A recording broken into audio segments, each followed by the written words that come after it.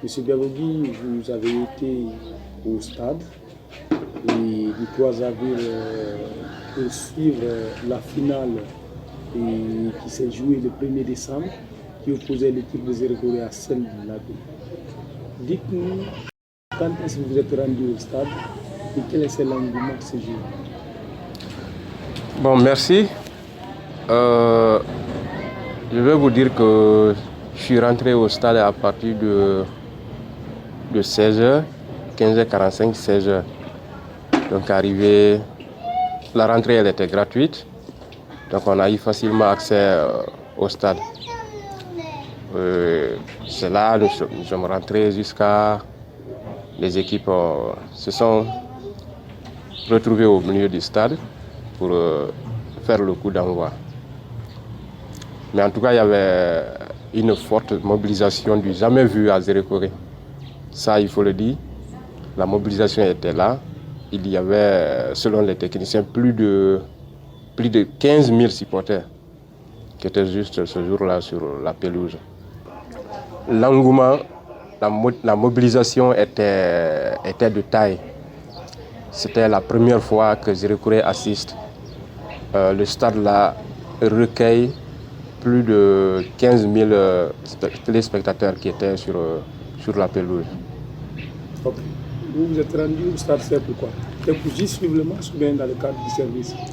Bon, c'était bien sûr dans le cadre du service, parce que même si la presse n'était pas toute présente, mais nous étions là pour la quête des infos.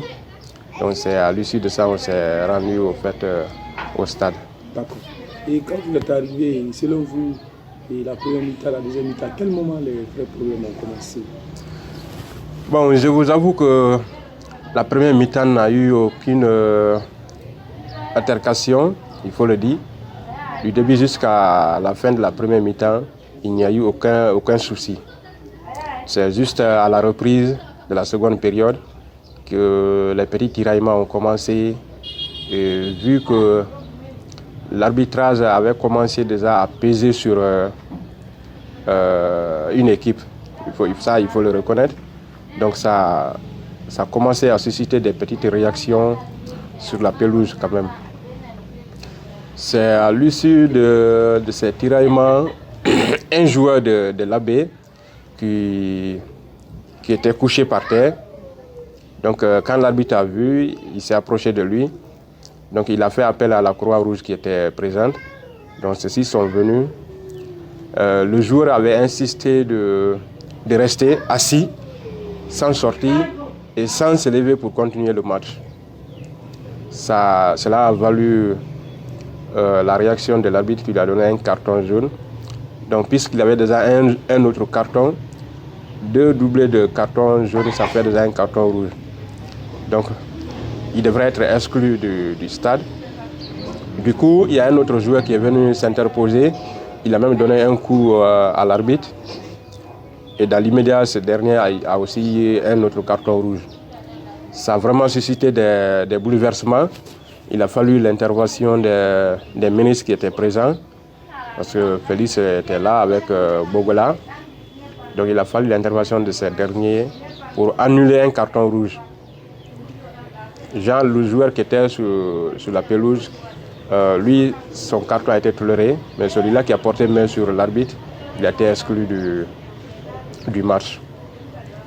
Donc, entre-temps, il y avait déjà ces petits mouvements. Quand il y a eu ça, il y a eu des petits jets des sachets d'eau, parce que ceux qui étaient en haut n'avaient pas de cailloux à jeter.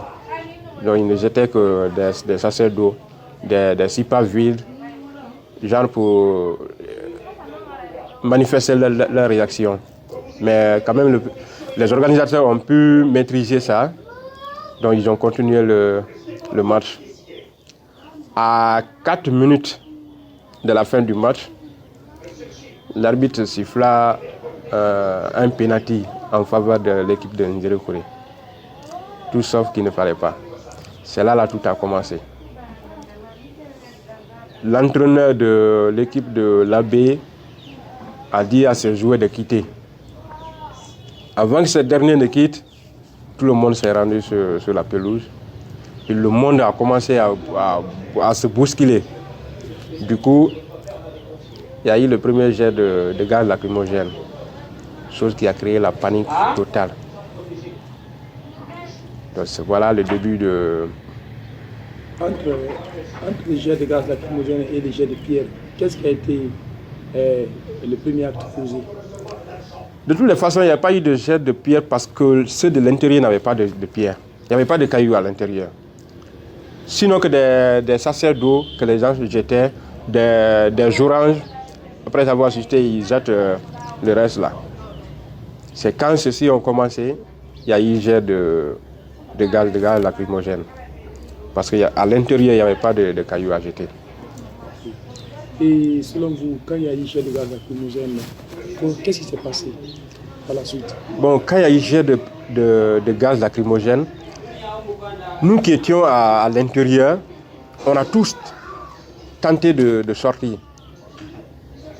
Voilà, malheureusement pour nous, avant de sortir, ceux qui étaient dehors ont d'ailleurs sollicité de venir à l'intérieur pour aggraver la situation. Donc la sortie était hermétiquement fermée, il n'y avait pas de sortie parce que les gens étaient arrêtés là, on ne pouvait pas les dépasser. C'est là la bousculade a commencé. Parce qu'au portail, il y avait deux pick-up. Quand ça a commencé, les gens sont juste rapidement embarqués dans ces deux pick-up pour que le chauffeur démarre et puis qu'il quitte vite. Quel genre de pick-up? Il y avait un pick-up blanc. Ce n'était pas du tout pour la force de défense. Voilà.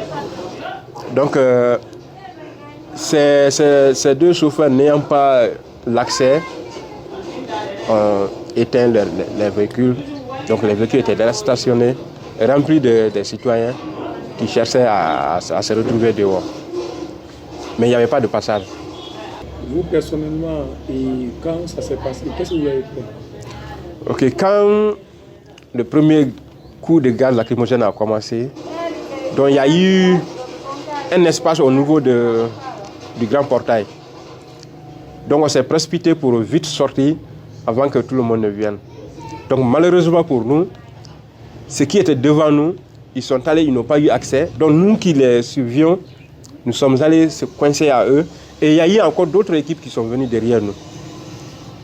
Donc nous étions presque au beau milieu de la foule. On ne pouvait pas, même pour se balader les mains, on ne pouvait pas. Donc il y a eu de bousculage avec une certaine tension qu'on ne pouvait pas supporter. On ne pouvait pas supporter de sorte que c'est là même il y a eu assez de victimes. Parce que les enfants étaient plus que même... les enfants étaient nombreux. Tu pouvais voir un enfant qui est coincé quelque part, ce n'est que seulement ses yeux qui pouvaient sortir ou bien juste remuer sa main pour que tu saches que c'est un autre être qui est là. Et on est resté dans ça, puisqu'il n'y avait pas de sortie. Les autres qui étaient derrière montaient sur les véhicules pour marcher sur nos têtes et puis se retrouver dehors. C'est comme ça que d'autres se sont sauvés. C'est-à-dire courir sur les gens pour se retrouver hors de la cour. Et dans tout ça, le gaz ne faisait qu'à descendre. Et avec un terme noble, dans les vents de 18h45, 50, 19h presque, il faut le dire. Parce que c'était maintenant la nuit. La deuxième période avait commencé à 18h. Dans vos explications, vous avez fait croire qu'il y a un enfant qui est jamais vu. Oui. Expliquez-nous. Bon, nous étions tous coincés dans cette foule. Il y a un enfant qui était derrière moi. Il voulait que je l'aide. Même si j'étais trop coincé, mais il a toujours sollicité que je l'aide. Donc il est resté à me frapper. Je n'arrivais pas à comprendre. Parce que dans la foule, là, si quelqu'un te tape, tu ne peux pas comprendre. Parce que je faisais face à d'autres équipes qui étaient venues pour sauver leur connaissance. Donc c'est à ceci que je faisais face. L'enfant me frappa sans que je ne me rende compte. Il m'a mordu. Quand il m'a mordu, je me suis retourné. Je l'ai vu. Il m'a dit, hé, grand Idjo, pour me demander de l'aider, j'ai dit, mais qu'est-ce que je peux? Même ma main, je ne pouvais pas la bouger. Donc le petit me demandait que je l'aide, mais je lui ai juste dit que je ne pouvais pas. Même moi, Ce n'était que mon seul bras qui était sorti pour tendre aux gens qui essayaient de sauver leur connaissance. Ça veut dire que vous étiez bloqué là, les pieds, c'était comment? Les pieds étaient coincés de sorte qu'on ne pouvait même pas, c'est-à-dire prendre un seul pas, on ne pouvait pas. Et tout le monde évitait de ne pas se retrouver à terre. Parce qu'une fois que tu es à terre, les gens vont s'arrêter sur toi. Là, pour toi, aller finir. Donc on se battait pour ne pas tomber. Mais dans tout ça, on ne pouvait pas soulever même le pas. Ton pied, tu ne pouvais pas soulever pour prendre un seul pas. On ne pouvait pas. Donc, on était dans cette obligation, en train de chercher qui allait nous aider à nous sauver. Parce que les pieds étaient tous collés ensemble. Les gens vous poussent, vous partez, mais vous évitez toujours pour ne pas être à terre. Jusqu'à ce qu'il y a un groupe de jeunes qui sont venus dans le couloir dès que tu rentres au stade. Il y a un couloir qui est entre le mur et l'autre étage là. Donc dans ce couloir, il y a eu un groupe de jeunes qui sont venus là pour faire tirer leur connaissance. C'est à travers ceci que j'ai demandé service et ils m'ont rendu avant qu'ils ne me tirent de la foule. Même ma collègue qui était devant moi, c'est quand on me tirait, j'ai vu son trépied déjà à terre, mais ça aussi, je n'ai même pas pu prendre son trépied. Et comment vous a tiré? Vous dites qu'il y a des gens qui sont venus tirer leur connaissance. Bon, les gens, quand ils viennent, ils s'arrêtent. Quelqu'un te regarde, il te connaît, il te dit de lui donner ta main, tu tends ta main, il te prend. S'il n'arrive pas à te tirer lui seul, il peut demander service à l'un de ses amis. Donc les deux peuvent te prendre, te tirer par la force. Okay. Là, si tu n'es pas, même si tu es coincé, mais si on te tire par force, en tout cas, tu peux te retrouver. C'est comme ça qu'on a été sauvé de justesse. Vous confirmez que parmi ceux qui étaient coincés là, c'est là où il y a eu beaucoup de victimes. C'est là où il y a eu de morts. Il y a eu plus de morts parce que les gens se sont évanouis. Et si toutefois tu es évanoui, tu te retrouves à terre, les gens peuvent marcher sur toi. C'est comme ça que les gens sont morts. Il y avait le gaz, mais la bousculade a fait plus de victimes que d'autres effets. Parce que vous imaginez, plus de 1000 personnes, vous êtes coincés quelque part. Tu ne peux même pas soulever ton bras ni ton pied. Donc il y avait assez de petits. Les enfants étaient plus nombreux. Donc quand une fois quelqu'un s'est évanoui, il tombe, les gens vont marcher sur lui. Et si tu dures là-bas pendant 10 à 15 minutes, tu imagines, plus de 1000 personnes sont arrêtées sur quelqu'un. Au bout de 5 minutes déjà, l'intéressé peut...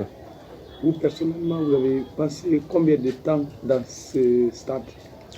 C'est-à-dire là où vous étiez... Dans la foule là? Oui. Bon, je peux dire que on a fait plus de 10 minutes là-bas. Plus de 10 minutes.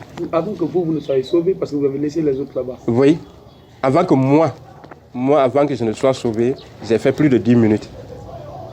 Ça, c'était tendu. On nous a sauvés du chemin de l'au-delà. Parce que nuit était l'intervention de ces gens-là. Donc les deux m'ont attrapé. Il y a deux autres qui ont attrapé une fille qui était à ma droite. Donc on nous a tirés en même temps. Ceux-là qui étaient devant nous, donc on les a bousculés, ils sont tombés. On a sauté sur eux. Et eux aussi, ils sont levés.